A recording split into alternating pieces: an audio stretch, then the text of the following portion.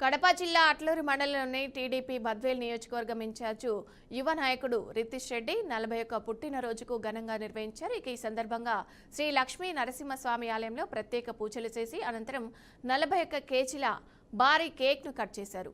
పుట్టినరోజును పురస్కరించుకొని yes Venkatapuram colony ప్రజలకు 1000 దుప్పట్లు పంపిణీ చేసి సామాజిక సేవకు పెద్దపీట వేశారు.